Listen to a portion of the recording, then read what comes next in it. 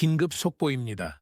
캄보디아 범죄 조직에 갇혀 있던 미국인 한 명이 극적으로 구출됐습니다. 로버트 켈러, 27년 경력의 국제 안보 전문가였죠. 그런데 그를 구한 건 미국이 아니었습니다. 한국이었습니다. 켈러는 충격 증언을 내놨죠. 나는 64명 때문에 한국이 움직일 거라 믿지 않았다. 범죄 조직도 한국을 비웃었다. 3,400명이 체포된 대규모 작전. 그중 한국인은 64명뿐이었습니다. 너무 작은 숫자였죠. 하지만 48시간 만에 세계가 뒤집혔습니다. 한국인들이 왔고 미국인까지 구했습니다. 켈러는 그날 전율했습니다. 과연 그곳에서 무슨 일이 벌어진 걸까요? 미국인이 목격한 한국의 진짜 저력. 이 이야기가 궁금하시다면 네, 아니면 노를 눌러주세요. 3,400명. 뉴스 화면 속 숫자가 제 눈을 때렸습니다. 그 아래 작은 글씨, 한국인 64명. 저는 비웃었죠. 64명 때문에 국가가 움직일 리 없다. 하지만 48시간 후, 저는 그 확신이 산산조각 나는 걸 보게 됩니다. 새벽 3시였습니다. 방콕 지부에서 걸려온 전화 한 통이 제 세계를 멈춰 세웠죠. 켈러, 캄보디아가 폭발했습니다. 사기단 소탕 작전입니다. 3,400명 체포됐습니다. 한국인 64명 포함이에요. 저는 침대에서 벌떡 일어나 노트북을 켰습니다. 화면 가득 쏟아지는 속보들. 푸놈펜, 시아누크빌, 바탐방. 캄보디아의 세 도시가 동시에 무너지고 있었죠. 저는 27년간 이런 현장을 봐왔습니다. 국제분쟁, 해외 범죄, 자국민 보호 시스템. 그 모든 위기 속에서 배운 건 하나였죠. 국가는 언제나 늦습니다. 말은 빠르지만 행동은 느립니다.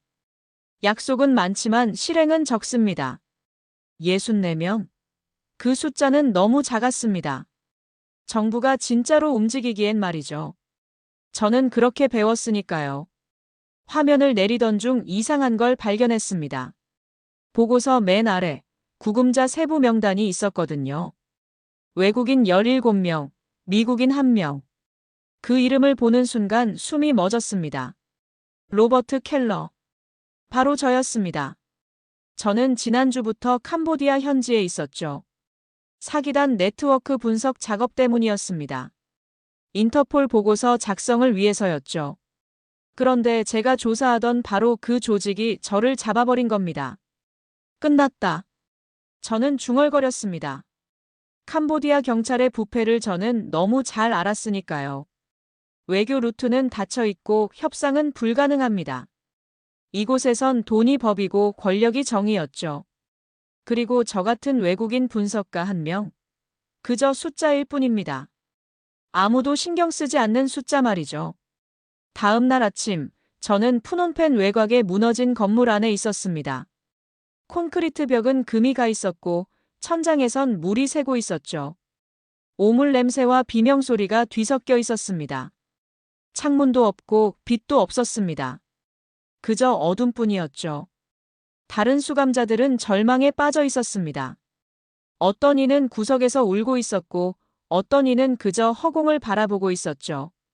표정이 없었습니다. 이미 포기한 얼굴들이었죠. 저는 벽에 기댄 채 생각했습니다. 이곳엔 신도 없고 법도 없고 국기도 없다. 27년간 쌓아온 제 경력이 무슨 소용입니까? 미국 국무부 선임 분석관, 인터폴 아시아 자문위원, 여기선 그저 구금자 1명일 뿐이었죠. 아무 의미 없는 이름표였습니다. 시간이 흘렀습니다. 얼마나 지났는지 알 수 없었죠. 이곳엔 시계도 없었으니까요. 그때였습니다. 어둠 속에서 한국어가 들렸습니다. 살려주세요. 제발 누가 좀 멀리서 들려오는 외침이었죠. 떨리는 목소리였습니다. 한국인이었습니다. 64명 중 1명이겠죠. 저는 그 목소리를 들으며 생각했습니다.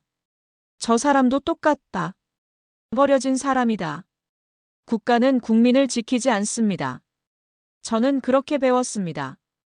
27년간 수많은 사건을 보며 확신했죠. 정부는 말만 합니다. 유감을 표명하고 노력하겠다 약속하고 철저히 조사하겠다 선언합니다. 하지만 행동은 언제나 늦습니다. 그리고 결국엔 잊혀지죠. 감시 중이던 캄보디아 경찰 2명이 복도에서 수군됐습니다. 크메르어였지만 저는 알아들을 수 있었죠. 코리아 팀이 벌써 움직였다더라. 빠르던데?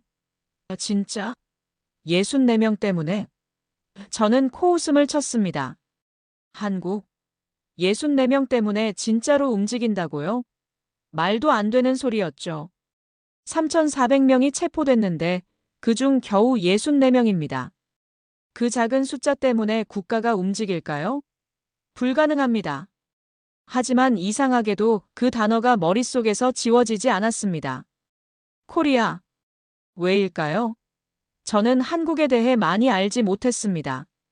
경제 강국이라는 것, 기술이 발달했다는 것, 그 정도였죠. 하지만 외교 위기 대응, 자국민 보호 시스템, 그건 미국, 영국, 프랑스 같은 나라들의 영역 아닙니까? 밤이 깊어졌습니다. 저는 차가운 바닥에 누워 눈을 감았죠. 어둠이 더 깊어졌습니다. 저는 중얼거렸습니다. 국가는 국민을 지키지 않는다. 그게 내가 배운 현실이다. 언제나 그랬다. 하지만 제 목소리엔 확신이 없었습니다. 처음으로 말이죠. 왜 그랬을까요? 그 코리아라는 단어 때문이었을까요? 48시간 후 그 이름은 세상을 뒤흔들게 됩니다. 그리고 저는 깨닫게 됩니다. 제가 알던 모든 상식이 틀렸다는 걸 말이죠. 국가라는 단어의 진짜 의미를 그제야 알게 되는 겁니다. 48시간. 저는 그 숫자를 믿을 수 없었습니다. 인터폴 본부에서 긴급 보고서가 날아왔거든요. 한국 외교부 긴급 파견단 캄보디아 도착 예정. 주말을 끼고 48시간 만에요? 불가능했습니다. 제가 아는 외교는 그런 게 아니었으니까요. 보고서를 더 읽어내려갔습니다. 파견단 구성이 놀라웠죠. 외교부 차관급이 직접 현지로 향한다고 했습니다. 그것도 혼자가 아니었습니다. 경찰청, 국가정보원, 고용노동부까지 합동 구성이었죠. 저는 화면을 뚫어지게 봤습니다. 이게 정말 가능한 일입니까? 27년 경력에 제가 봐도 믿기지 않았습니다. 외교는 느립니다. 저는 그렇게 알고 있었죠. 서류가 오가고 회의가 열리고 승인이 떨어지고 그제야 움직입니다. 보통 몇 주가 걸립니다. 빠르면 일주일이죠. 그런데 48시간? 주말을 끼고요? 저는 고개를 저었습니다. 말도 안 돼.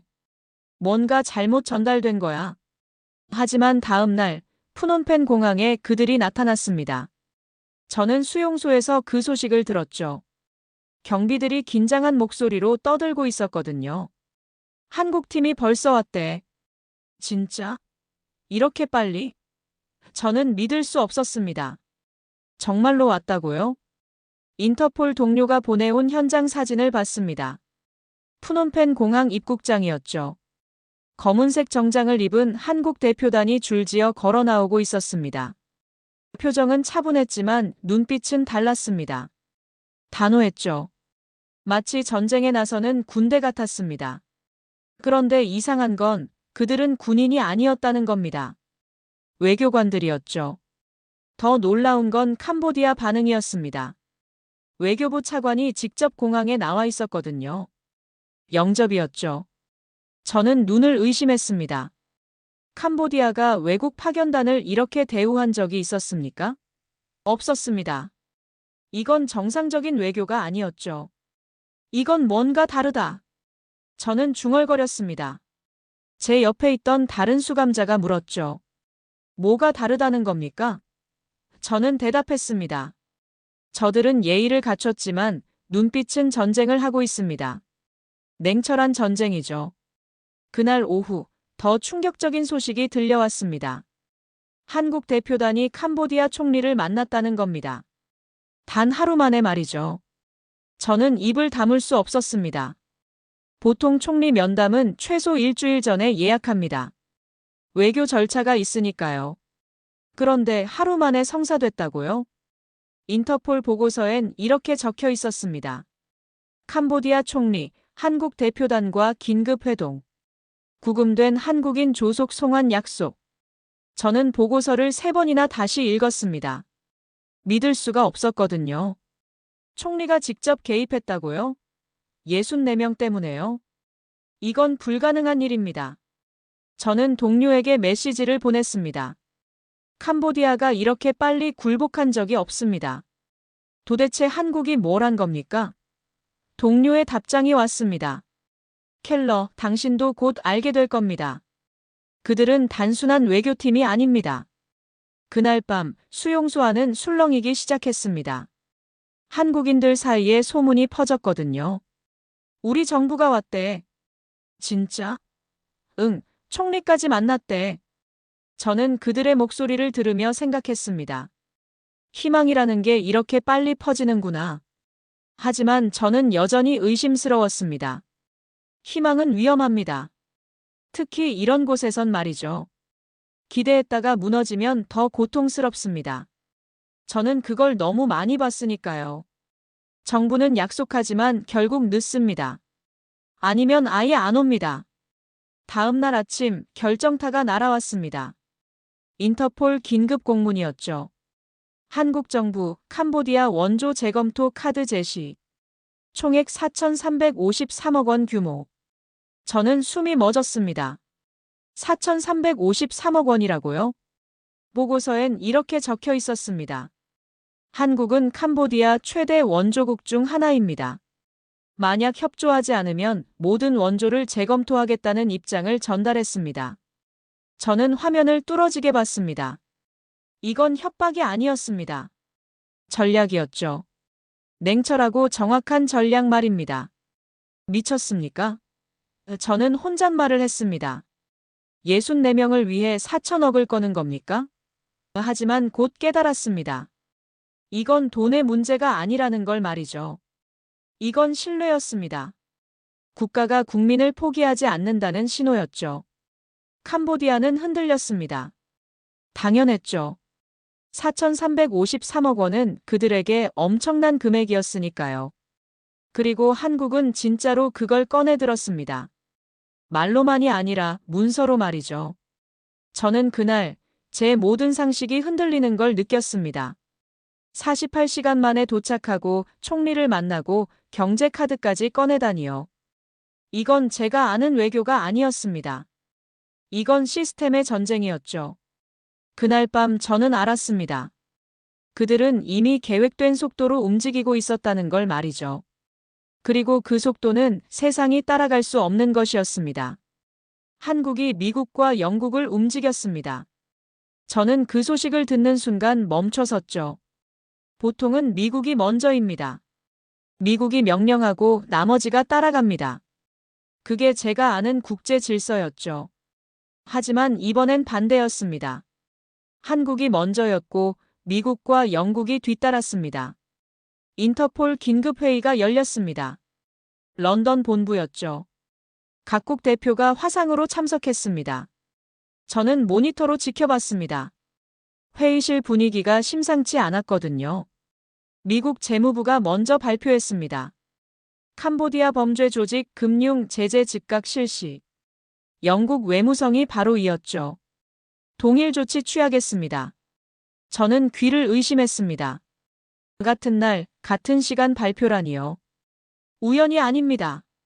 프랑스 대표가 중얼거렸습니다. 누군가 조율했죠. 완벽하게요. 저도 알았습니다. 그 누군가가 누군지 말이죠. 한국이었습니다. 한국 대표가 자료를 공유했습니다. 화면에 펼쳐진 건 놀라웠죠. 캄보디아 범죄 조직 자금 흐름이었습니다. 계좌번호, 거래 내역, 인물 명단. 완벽했습니다. 27년간 이런 자료를 분석해온 제가 봐도 처음이었죠. 어떻게 이렇게 빨리 확보했습니까? 독일 대표가 물었습니다. 한국 대표는 침착했죠. 6개월 전부터 준비했습니다. 해외 사기 조직 데이터베이스를 구축했고 실시간 모니터링 중이었습니다. 저는 숨이 멎었습니다. 6개월 전부터요? 그럼 즉흥이 아니었단 말입니까? 저들은 시스템을 갖추고 있었던 겁니다. 사건을 기다리고 있었던 거죠. 회의실이 조용해졌습니다. 모두가 화면을 뚫어지게 봤습니다. 네트워크 구조도였죠. 캄보디아, 라오스, 미얀마를 잇는 범죄 루트. 누가 돈을 대고 누가 사람을 모으고 누가 통제하는지 모든 게 그려져 있었습니다. 정보의 예술입니다. 영국 대표가 감탄했습니다. 저도 동감이었죠. 이건 단순 자료가 아니었습니다. 전략이었습니다. 한국은 이걸로 세계를 설득한 겁니다. 논리가 아니라 증거로요. 프랑스 대표가 말했습니다. 외교의 새 기준입니다. 한국은 말이 아니라 데이터로 움직였습니다. 독일 대표가 끄덕였죠. 그들의 설득은 논리가 아니라 신뢰였습니다. 저는 그 순간 제 냉소가 무너지는 걸 느꼈습니다. 27년 쌓아온 확신이 흔들렸죠. 국가는 국민을 지키지 않는다. 그게 제 신념이었습니다. 하지만 지금 그 신념이 산산조각 나고 있었죠. 그날 오후 놀라운 소식이 들렸습니다. 한국 합동팀이 수색을 시작했다는 겁니다. 7개 구금 시설을 동시에요. 저는 전율했습니다. 7개 동시요? 이건 작전입니다. 군사작전이죠. 그중 한 곳에 저도 있었습니다. 푸놈펜 외곽 낡은 건물이었죠. 저는 문 열리는 소리를 들었습니다. 쇠붙이 부딪히는 소리, 발소리. 여러 명이었습니다. 빛이 쏟아졌습니다.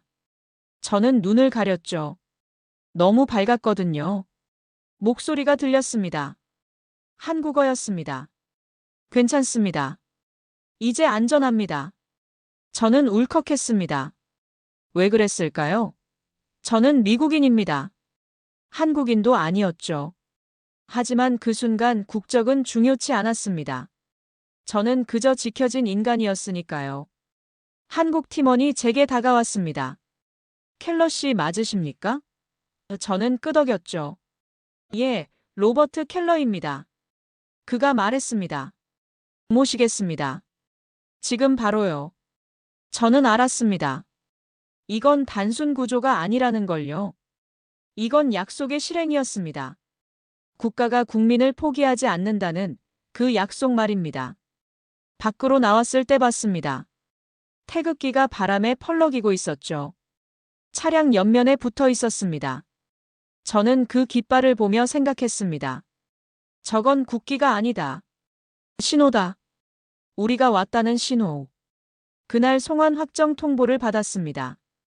한국인 64명과 외국인 17명 함께 귀환한다고요. 저도 포함이었습니다. 저까지요? 팀장이 말했습니다. 당연합니다. 여기 계신 모든 분 모십니다. 그날 이후 저는 분석가가 아니라 증언자가 됐습니다. 제가 본 걸 세상에 말해야겠다 다짐했죠. 국가는 이렇게 움직일 수 있다고요. 푸놈펜 외곽은 긴장으로 가득했습니다. 저는 인터폴 소속으로 잠시 해방된 상태였죠. 현지 수색을 모니터링하고 있었습니다.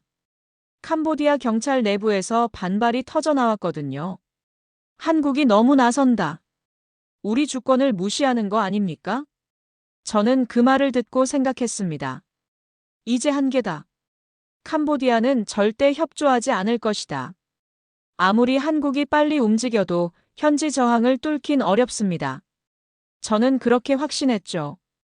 그런데 그때였습니다. 검은 벤 차량들이 나타났습니다. 7대였죠. 차체에 태극 마크가 선명했습니다. 차량이 멈추고 사람들이 내렸습니다. 검은 정장, 단정한 복장. 하지만 분위기는 달랐습니다. 외교관이라기보다 작전 요원 같았습니다. 팀장으로 보이는 남자가 앞으로 나왔습니다. 눈빛이 냉정했죠. 그는 캄보디아 경찰 책임자를 마주봤습니다. 침묵이 흘렀습니다. 그리고 그가 입을 열었죠. 시간이 없습니다. 우린 절차보다 생명을 우선합니다. 저는 그 말에 얼어붙었습니다. 절차보다 생명? 외교관이 할 말이 아니었습니다. 하지만 그는 단호했죠. 망설임이 없었습니다. 캄보디아 경찰 책임자가 맞섰습니다. 영장이 없습니다. 우린 협조할 수 없습니다. 현장이 긴장했죠. 양측이 대치했습니다. 저는 숨을 죽이고 지켜봤습니다. 이제 끝이다. 충돌이 일어날 거다. 한국 팀장이 서류 한 장을 꺼냈습니다. 천천히, 그러나 단호하게 내밀었죠. 총리의 서명입니다. 영장보다 빠릅니다. 그 순간 공기가 얼어붙었습니다. 캄보디아 책임자의 얼굴이 굳었죠. 총리 서명이라고요? 저는 믿을 수 없었습니다. 한국이 그 카드를 꺼낸 겁니까? 저건 외교의 폭탄이었습니다. 캄보디아 총리가 직접 서명한 문서라면 현장 경찰은 거부할 수 없습니다. 캄보디아 책임자가 입을 열려다 닫았습니다. 그리고 뒤로 물러섰죠. 알겠습니다. 협조하겠습니다. 그 말이 떨어지자 현장이 움직이기 시작했습니다. 한국팀이 건물 안으로 들어갔죠. 저는 그 광경을 보며 중얼거렸습니다. 그들의 단호함은 군대보다 강했다. 옆에 있던 인터폴 동료가 물었습니다. 뭐라고 했습니까? 저는 대답했습니다. 저들은 싸우는 게 아닙니다. 구하고 있는 겁니다. 수색이 시작됐습니다. 한국팀은 빨랐습니다. 체계적이었죠. 한 명은 명단을 확인하고 한 명은 통신을 담당하고 나머지는 현장을 수색했습니다. 마치 훈련된 부대 같았습니다. 저는 그들의 움직임을 보며 깨달았습니다. 이건 즉흥이 아니다. 매뉴얼이다. 모든 행동이 계획돼 있었습니다. 누가 뭘 하고 어떻게 움직이는지 완벽했죠. 건물 안에서 목소리가 들렸습니다. 여기 있습니다. 3명 확인. 한국 팀원의 외침이었죠. 곧이어 사람들이 나왔습니다. 한국인들이었습니다. 얼굴엔 눈물이 흘렀죠. 우리 정부가 왔어요. 한 여성이 울먹였습니다. 진짜 왔어요. 한국 팀원이 그녀를 부축했습니다. 괜찮습니다. 이제 안전합니다. 집으로 모시겠습니다. 저는 그 장면을 보며 가슴이 뭉클했습니다. 왜 그랬을까요? 저는 미국인입니다. 저 사람들과 아무 관계도 없었죠. 하지만 그 순간 저는 느꼈습니다. 저건 단순한 구조가 아니라는 걸요. 한국 팀장이 무전기를 들었습니다. 1번 지점 완료. 3명 구조. 다음 지점 이동합니다. 목소리는 차분했지만 결의가 느껴졌습니다. 저는 그때 알았습니다. 저들은 멈추지 않을 거라는 걸요. 캄보디아 경찰이 중얼거렸습니다. 미쳤습니다. 64명을 위해 이렇게까지 합니까? 저는 그 말을 듣고 대답하고 싶었습니다. 그게 국가입니다. 진짜 국가는 그렇게 움직입니다. 해가 저물었습니다. 한국팀은 계속 움직였죠. 2번째 지점, 3번째 지점. 멈추지 않았습니다.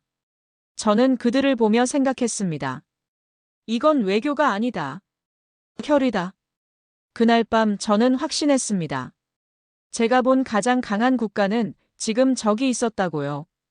무기도 없이, 군대도 없이, 오직 신념만으로 움직이는 나라 말입니다. 7개 시설 동시 수색이 개시됐습니다. 한국 합동대응팀이 캄보디아 경찰 저항에도 강행했죠. 저는 현장 보고서를 받으며 전율했습니다. 이건 작전입니다. 완벽하게 조율된 국가 단위 작전이죠. 드론이 띄워졌습니다. 통신망이 구축됐고 데이터 분석이 실시간으로 연결됐죠. 각 지점마다 팀이 배치됐습니다. 저는 화면을 보며 중얼거렸습니다. 이건 군사작전 수준입니다. 제가 갇혀있던 푸놈펜 외곽시설에도 그들이 왔습니다. 저는 어둠 속에서 소리를 들었죠.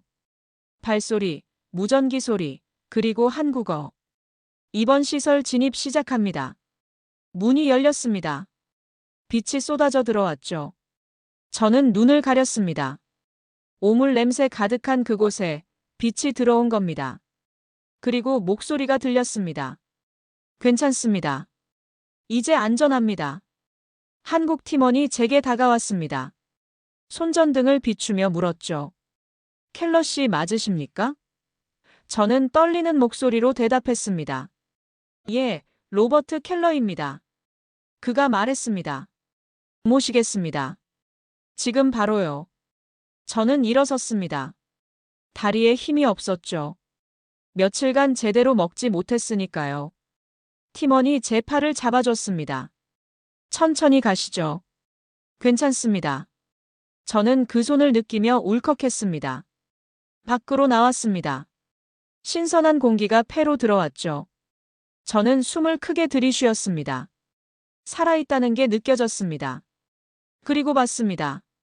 태극기가 차량에 붙어 있는 걸요. 그들은 총 대신 태극기를 들고 들어왔다.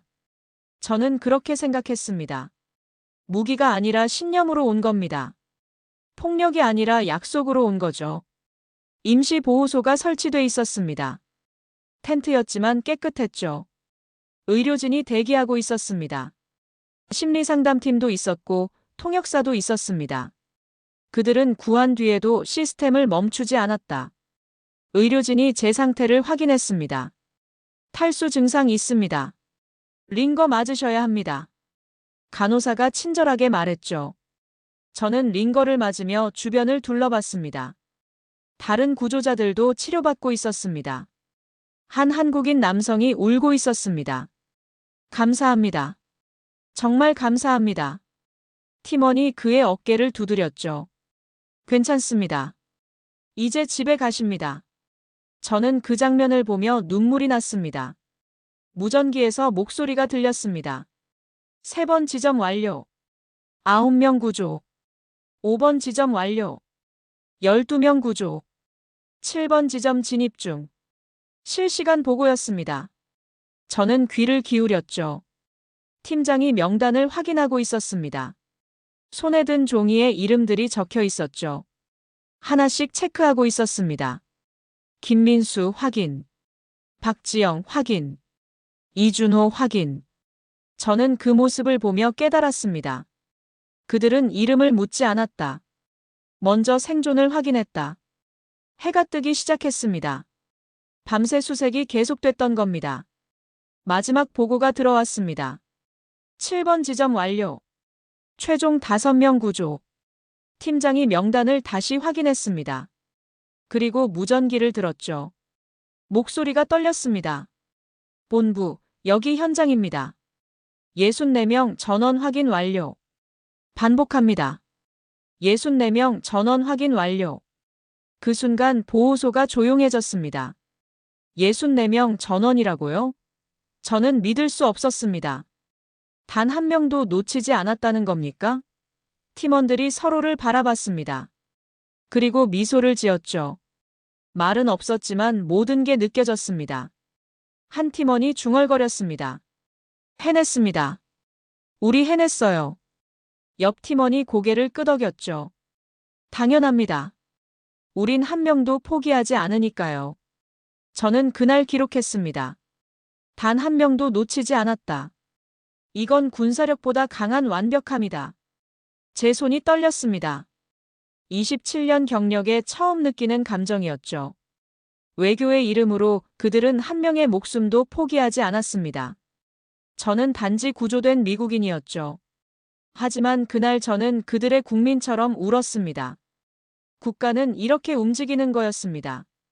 캄보디아 경찰 내부에서 방해가 시작됐습니다. 일부 간부들이 범죄 조직과 결탁돼 있었거든요.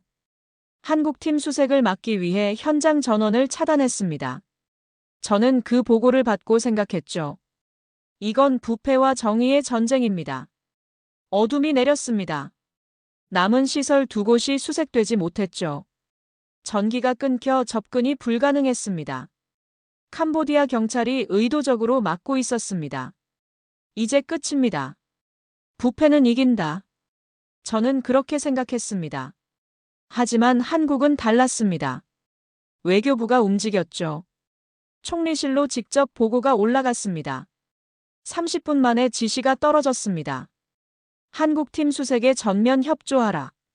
캄보디아 총리의 직접 명령이었죠. 저는 그 속도에 놀랐습니다. 30분이라고요? 보통 이런 건 며칠 걸립니다. 회의하고 검토하고 승인받고. 하지만 한국은 30분 만에 해결했습니다. 위로부터 압박했다. 완벽하게. 명령이 전달되자 캄보디아 경찰이 움직였습니다. 전원이 다시 들어왔죠. 한국팀이 즉시 투입됐습니다. 폭우가 쏟아지고 있었습니다.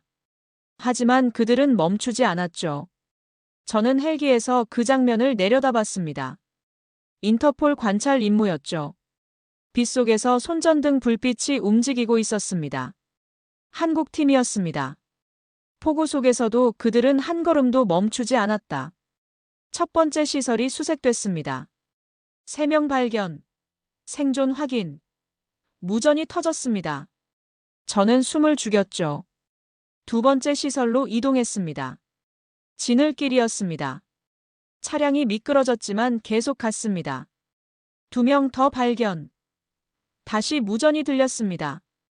저는 계산했습니다. 3명, 2명. 총 5명. 그럼 64명 전원입니다. 해냈습니다. 정말 해냈어요. 팀장이 최종 확인을 했습니다. 명단을 펼쳐들고 하나씩 체크했죠. 빗물에 젖은 종이었지만 글씨는 선명했습니다. 64명 전원 확인 완료. 그의 목소리가 무전기를 타고 퍼졌습니다. 헬기 안이 조용해졌습니다. 조종사가 중얼거렸죠. 믿기지 않습니다. 정말 64명 전부를. 저도 믿기지 않았습니다. 하지만 사실이었죠. 다음 날 캄보디아 총리가 공식 발표했습니다. 한국 정부의 신속한 대응에 감사드립니다. 우리는 협조했고 좋은 결과를 얻었습니다. 저는 그 발표문을 읽으며 웃었습니다. 협조가 아니라 경이었다. 현지 언론이 반전했습니다.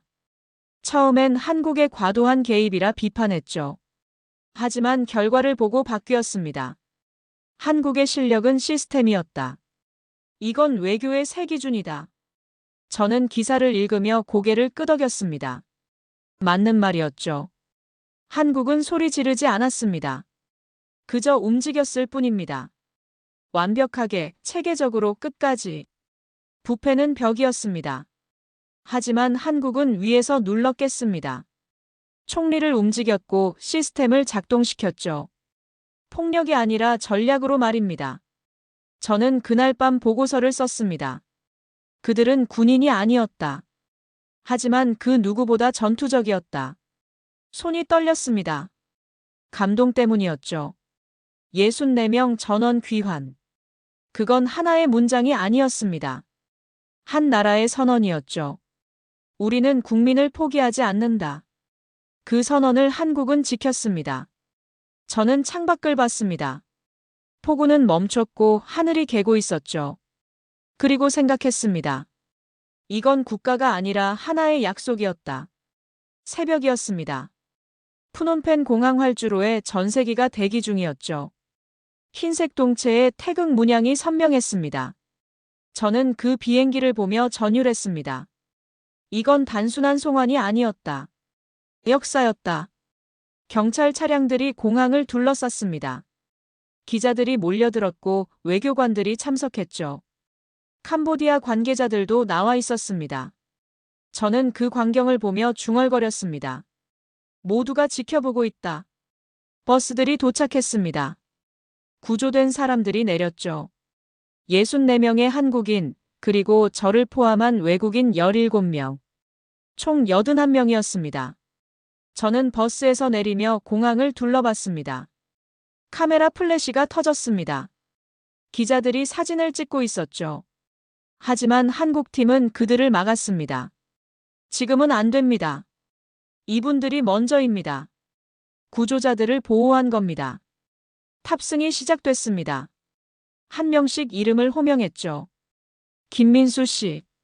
예. 박지영 씨. 예.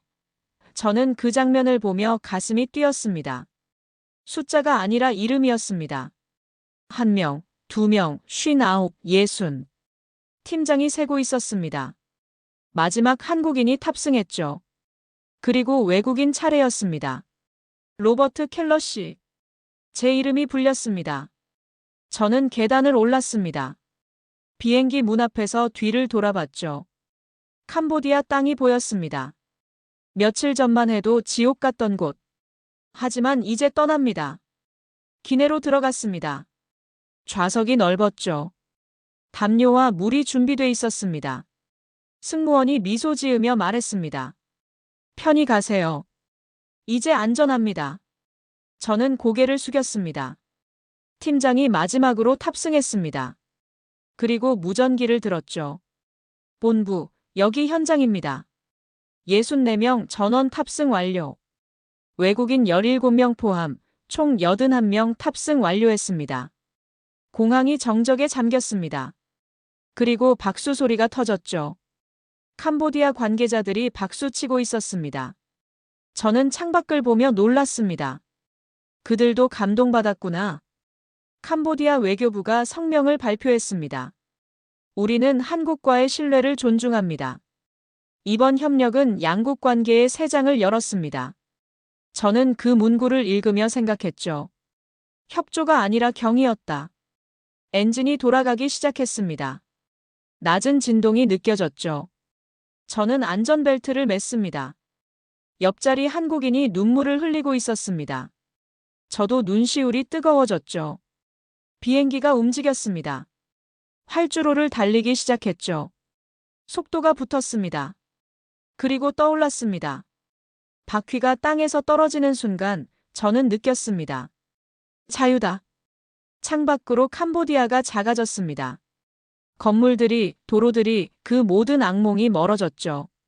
저는 창에 이마를 댔습니다. 국가가 하늘로 오를 때 나는 인간으로서 울었다. 기내가 조용했습니다. 누군가 흐느끼는 소리만 들렸죠. 하지만 그건 슬픔이 아니었습니다. 안도였고 감사였고 감동이었습니다. 승무원이 방송했습니다. 승객 여러분, 인천까지 약 5시간 소요됩니다. 편히 쉬시기 바랍니다. 인천. 그 단어가 따뜻하게 느껴졌습니다. 저는 눈을 감았습니다. 그리고 생각했죠. 그 비행기는 사람을 싣고 간 게 아니라 신뢰를 싣고 갔다. 단 한 명도 남기지 않는다는 말. 그건 수사가 아니라 실행이었습니다. 런던 인터폴 본부였습니다. 회의실엔 세계 각국 대표단이 참석했죠. 저는 스크린 앞에 섰습니다. 손에 든 리모컨이 떨렸습니다. 긴장 때문이 아니었죠. 감동 때문이었습니다. 화면에 제목이 떴습니다. 한국 모델, 자국민 보호의 새로운 기준. 회의장이 조용해졌습니다. 모두가 화면을 봤죠. 저는 입을 열었습니다. 신사숙녀 여러분, 저는 로버트 켈러입니다. 27년간 국제안보를 연구해왔습니다. 하지만 캄보디아에서 제가 본 건 연구가 아니라 기적이었습니다. 다음 슬라이드로 넘겼습니다. 한국 모델 3대 요소였죠. 첫째, 원칙입니다. 국민 한 명도 포기하지 않는다. 둘째, 속도입니다. 48시간 내 시스템 작동. 셋째, 통합입니다. 정부, 정보, 외교, 경제의 완전한 협력. 독일 대표가 손을 들었습니다. 켈러 씨, 이건 이상론 아닙니까? 현실에서 가능한 겁니까? 저는 대답했습니다. 가능합니다. 한국이 증명했습니다. 저는 그 증인입니다. 프랑스 대표가 말했습니다. 우리도 저 매뉴얼을 도입해야겠습니다. 이건 국가의 의무입니다. 스페인 대표가 끄덕였죠. 한국의 모델은 문서가 아니라 의지입니다. 우리가 배워야 합니다. 일본 대표가 조용히 말했습니다. 우리도 배워야 합니다. 국민을 지키는 방법을. 저는 그 말을 듣고 놀랐습니다. 보통 일본은 한국을 인정하지 않죠. 하지만 이번엔 달랐습니다. 영국 대표가 질문했습니다. 48시간 시스템, 어떻게 가능했습니까? 저는 대답했습니다. 사전 준비였습니다. 한국은 6개월 전부터 데이터베이스를 구축했습니다. 실시간 모니터링 중이었죠. 사건이 터지자 즉시 작동한 겁니다. 미국 대표가 고개를 끄덕였습니다. 시스템의 승리군요. 즉흥이 아니라 계획. 저는 대답했습니다. 맞습니다. 그들은 이미 준비하고 있었습니다. 마지막 슬라이드를 띄웠습니다. 64명의 얼굴 사진이었죠. 그리고 제 사진도 있었습니다. 이들은 숫자가 아닙니다. 이름입니다. 한국은 그걸 알았습니다. 저는 결론을 말했습니다.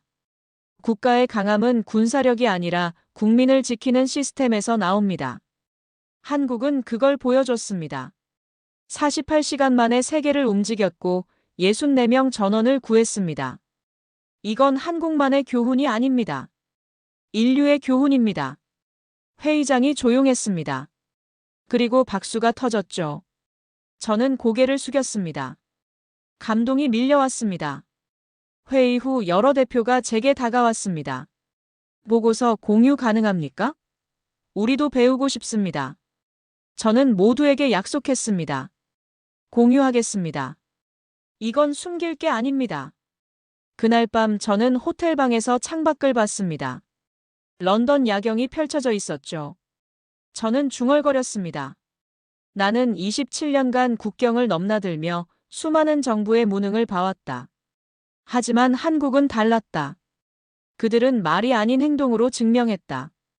국민 한 명을 포기하지 않는다는 신념, 48시간 안에 전 세계를 움직이는 실행력, 그리고 그 모든 것을 가능케 한 시스템.